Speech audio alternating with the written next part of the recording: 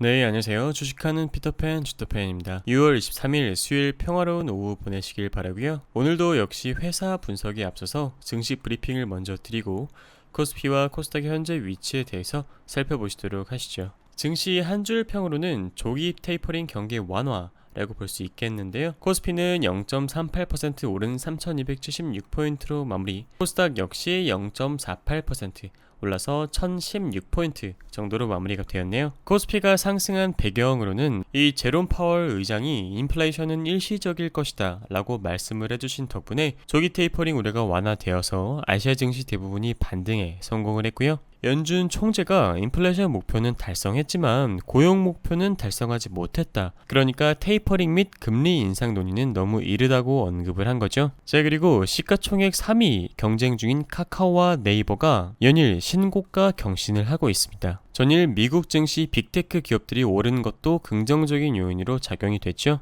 자, 그리고 오늘 진단키트 관련주들이 아주 좋은 흐름을 보여주었습니다. 휴마시스, 시젠, 액세스 바이오 등 이 확진자가 늘어나고 델타 변이 바이러스가 우려됨에 따라 강세를 보여주었고, 시가총액 상위 종목들은 대부분 상승하며 마무리되었습니다. 강했던 업종으로는 서비스, 의약품, 비금속이 있고, 약했던 친구들은 기계, 건설, 전기가스 업으로 볼 수 있겠네요. 수급 동향을 자세하게 살펴보시면 외인과 기관이 코스피에서는 매도세로 전환이 되었지만 코스닥에서는 반대로 외인과 기관이 아주 크게 매수해줬다. 개인분들이랑은 여전히 반대 포지션으로 갔다라고 볼 수 있겠습니다. 아시아 주요 증시 마감 상황은 다음과 같고, 원달러 환율은 2, 오른 1137달러로 마무리되었습니다.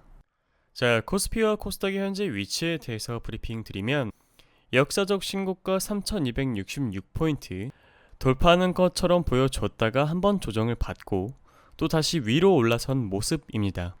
저는 개인적으로 이런 흐름이 더 좋다라고 보고 있는데, 그 이유를 말씀드리면, 증시가 이렇게 급하게 올라버리면 어쩔 수 없이 조정을 이렇게 받게 되어 있거든요.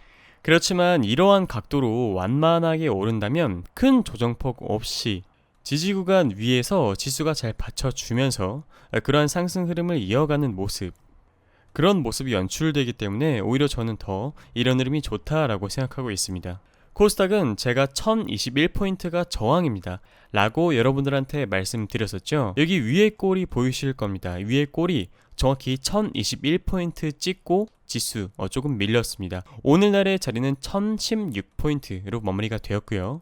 저항을 한 번에 돌파할지 아니면 여기서 조금 조정을 받고 갈지는 수급 동향에 따라 달려있지만, 개인적으로는 한 번에 돌파하기보다는 조금 쉬었다 가는 게 오히려 더 천천히 멀리까지 갈 수 있는 방법이니까 그런 그림이 나와주길 희망하고 있고, 그렇다는 것은 오히려 살짝 좀 빠지더라도 매수 타이밍이 될 수 있는 자리가 주어진다라는 이야기가 될 수도 있겠네요. 어찌됐든 간에 시장을 예측하기보다는 어떠한 변화가 일어나고 있는지에 대해서 관찰을 한 다음에 대응을 하는 것이 저희들의 역할이라고 생각합니다. 증시 급변동이나 어떤 특이사항이 생긴다면 또 다시 브리핑 드리도록 하겠습니다. 자, 오늘 소개해드릴 회사는 MBT라는 회사이고요. 지금부터 주목해야 되는 이유에 대해서 설명을 드려보도록 하겠습니다. 먼저 동사는 수익성과 성장성을 보유한 포인트 광고계의 강자이고요. 21년 연결 영업이익이 49억 원으로 전년 대비 흑자 전환이 기대되는 회사입니다. 완벽하게 흑자 전환이 되는 회사들, 우리들이 관심 종목에 넣어놓고 주시할 필요가 있죠. 세 번째로는 증권사 투자 의견 매수 목표 주가는 34,000원으로 상향이 되었는데요. 실제로 기관과 투신의 꾸준한 수급까지 따라주고 있는데, 관련해서 자세히 한번 살펴보도록 하겠습니다. 자, 아까 첫 번째 키워드였던 수익성과 성장성을 보유한 포인트 광고 강자, 캐시 슬라이드를 보유한 플랫폼, 이 MBT는 B2C 사업 캐시 슬라이드를 보유하고 있고, 캐시 슬라이드의 디지털 포인트 시장 내 점유율은 40% 내외로 추정됩니다. 이 B2C 사업 캐시 슬라이드는 무려 영업이익률 40% 내외가 충분히 창출 가능한 고부가가치 산업이라고 하네요. 캐시 슬라이드가 뭐냐라고 물어보신다면 여러분들도 한번 보셨을 겁니다. 이 휴대폰을 잠금 해제만으로 포인트 적립이 되고 최신 뉴스, 트렌드 정보까지 한 번에 확인할 수 있는 스마트폰 잠금하면 어플인데요. 간단하게 설명드리면 MBT에서 출시한 스마트폰 리워드 앱이고, 이것은 2012년 11월경부터 시작이 되었으며 세계 최초의 잠금화면 방식의 리워드 앱이라고 합니다. 개발사에 따르면 2019년 말 기준 누적 가입자가 2,500만 명으로 한국 내 광고 매출 1위라고 하고, 이것은 잠금 화면에 광고를 띄움으로써 화면을 잠금 해제할 때마다 적립금이 쌓이는 방식입니다. 게다가 캐시 슬라이드 스텝업이라는 어플이 있는데요. 3,000보에서 2만 보까지 하루 목표 걸음을 정할 수 있습니다. 500보당 1캐시가 적립되고 목표 걸음을 도달했을 때 보상을 받을 수 있는데요. 걸음수를 어떻게 설정하느냐에 따라서 하루 최대 적립 캐시도 달라집니다. 그러니까 직업적으로 걸으실 일이 조금 많으신 분들은 이러한 어플을 통해서 소액 재테크도 가능한 부분이겠죠. 자, 그리고 이 MBT의 캐시 슬라이드는 8년 동안 국내 모바일 포인트 광고 시장 점유율 1위를 차지했다라고 합니다. 국내 점유율은 무려 40% 내외 정도 되고요. 캐시 슬라이드, 스텝업, 캐시피드 등을 통해 꾸준히 가입자를 유지하고 있는 상태입니다. 주요 수익인 모바일 포인트 광고의 경우는 대부분 DA, 디스플레이 광고에서 창출이 되는데, 여러분들도 아시는 것처럼 현재 동영상 수요가 폭발적으로 증가하고 있죠. 그래서 매년 무려 두 자릿수의 성장을 지속하는 산업, 이러한 산업군에서 주요 수익을 창출하고 있다고 합니다. 포인트 시장은 2천억 원 내외인데 이 중 MBT가 가장 높은 점유율을 자랑하는 회사라고 하네요. 캐시 슬라이드의 숨겨진 매력은 빅데이터에 있다고 합니다. 총 2,500만 명이나 되는 회원들의 기본 정보를 가지고 있을 뿐만 아니라 300만 명의 MAU, 월별 이용 행태를 수집해서 소비자의 구매, 기여 행태에 이력적으로 연동이 되어 있습니다. 이러한 것은 쿠팡, 티몬, 위메프 등의 대형 이커머스 플랫폼에서도 포함이 되겠죠. 자, 그러니까 제가 최근에 쿠팡에서 물티슈를 사려고 이 브랜드, 저 브랜드, 어떠한 브랜드의 물티슈가 형광 물질이 적게 들어갔나 막 찾고 있었다고 가정해 봅시다. 그러면 휴대폰 잠금 화면에 이러한 물티슈 광고 같은 거를 넣어서 쿠팡, 티몬, 위메프 같은 대형 이커머스 플랫폼이랑 연동을 시켜버린다는 겁니다. 이러한 광고는 구매에 직접적으로 연결이 될 수 있겠죠. 자, 게다가 21년과 22년 매출액 증감률이 각각 플러스 69%, 플러스 28%인 부분을 봤을 때 30배의 배수 부여는 충분히 타당성이 있다라고 하네요. 목표 주가가 아까 34,000원이라고 말씀드렸었는데 그거에 대한 근거, 첫 번째는 급격한 B2B 사업을 확대하고 있으며 안정적인 B2C 플랫폼의 캐시카우 역할을 지속되고 있습니다. 캐시카우는 안정적인 자금 수입원이죠. 마지막으로는 성장성 대비 여전히 매력적인 회사 가치를 예로 들 수 있겠습니다. 자, MBT의 실적 전망, 회사는 실적으로 말하기 때문에 실적을 보지 않을 수가 없죠. 21년 연결 매출액은 749억 원, 여기 보이실 겁니다. 전년 대비 무려 플러스 69.1%의 수치이며 영업이익은 49억 원으로 흑자 전환이 전망된다라고 아까 말씀드렸었죠. 게다가 B2C와 B2B 모두 두 자릿수 외형 확대가 기대되는 부분이며 내년 22년 매출액은 플러스 27.6%, 영업이익은 무려 플러스 111%가 전망이 되었습니다. 올해도 좋을 거라고 예상이 되지만 내년이 더 좋을 거다라는 예상치를 부여받은 이유는 회사가 고정비를 상회하는 시점부터 수익성이 급격하게 개선되는 점을 감안했기 때문입니다. MBT의 전사실적 추이 및 전망을 보시더라도 20년 1분기에 바텀을 찍고 이후로 계속 계단식 상승을 안정적으로 보여주고 있는 상황입니다. 파란색 바가 매출액, 회색 화살표가 영업이익률입니다. 다음으로 5월 23일부터 6월 23일까지 한 달 정도의 투자자별 매매 동향을 보시면 개인분들을 제외한 기관, 투신, 그 외에는 보험과 사모펀드에서 매수가 들어온 모습을 볼 수 있겠는데요.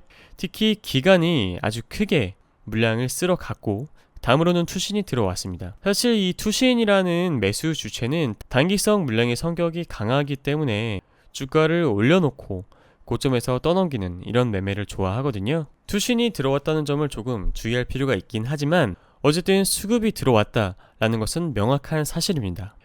MBT의 월봉을 보시도록 하겠습니다. 바닥을 벗어났다라고 할 수 있는 근거로 거래량이 크게 바닥권에서 발생해줬고 그 다음 달도 아주 큰 수급이 발생했습니다. 여기서 음봉 조정이 한번 나왔다라고 하지만 올린 파동의 절반을 훼손하지 않았고 주가는 또 다시 올라가고 있죠. 게다가 조정이 나왔을 때 거래량을 보시면 상당히 미미했습니다. 주봉으로 자세히 살펴보시죠. 주봉 이동평균선은 현재 정배열 상태를 만들어 놨습니다. 여기 보시면 5, 10, 20 이렇게 돼 있죠. 추세는 견조하게 가려고 한다 라고 추측해 볼 수 있겠고, 여기 보시면 캔들 패턴 중에 하나인데 양봉팽이 캔들군을 3개 정도 만들어 준 다음에 이후 시세 상승을 이끌어줄 매도세를 이겨낸 캔들이 나왔고 오늘날의 주봉에서도 양봉이 진행 중입니다.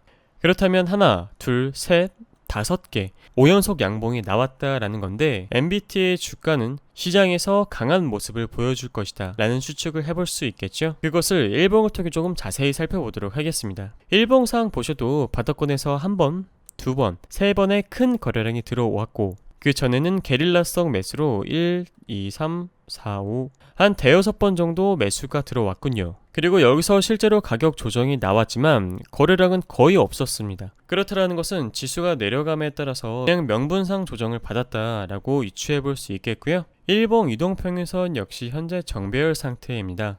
오늘날 주가가 조금 올라서 마무리되긴 했지만 그렇게 위험해 보이지 않는 수치이고요. 주가가 만약에 하락한다면 매수가는 박스를 설정한 다음에 대응을 해보자면 26,000원부터 28,300원까지 매수 가능 박스로 볼 수 있겠습니다. 이 박스 구간 어디에서든지 적절하게 매수가 가능하다라는 이야기이고요.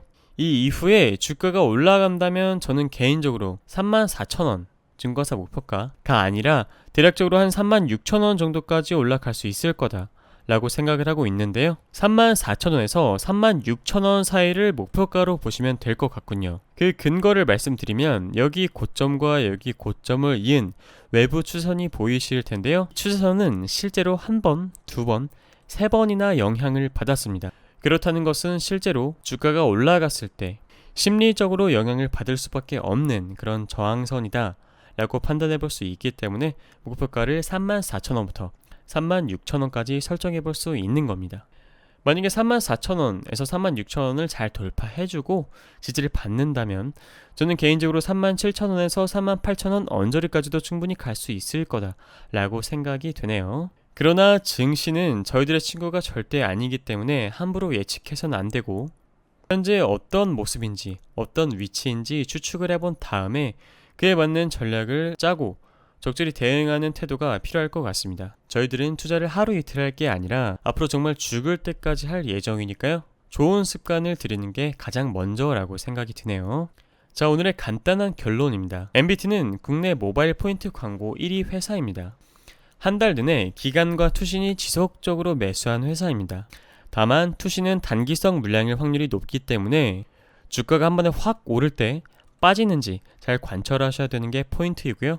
시가총액 2,517억 원임을 고려해봤을 때 단기 스윙을 하실 분들에게 적합한 종목이라고 여겨지네요. 시가총액 1,000억 원대 그리고 2,000억 원대 회사들은 시세 변동이 꽤나 크기 때문에 주의하실 필요가 있습니다. 차트상 무난한 자리라고 판단되지만 언제나 안전하게 분할해서 접근하시길 바랍니다. 자, 구독자분들에게 드리는 말씀 오늘도 여전히 전하며 마무리 드릴게요. 제 유튜브는 종목 추천이나 투자를 권유드리는 영상이 절대 아니고요. 열심히 일하시느라 가정을 돌보시느라 자료를 찾아보시기 힘드신 건전한 종목을 찾는 것이 쉽지 않으신 분들을 위한 분석 영상입니다. 나눠서 사고 나눠서 파는 방식으로 여러분들이 늘 안전하게 투자하시기를 기원드리겠습니다. 오늘 여러분들과 함께한 회사 공부가 도움이 되셨다면 구독, 좋아요, 알람 설정은 저에게 큰 힘이 되니까요. 꼭 부탁드릴게요. 감사합니다.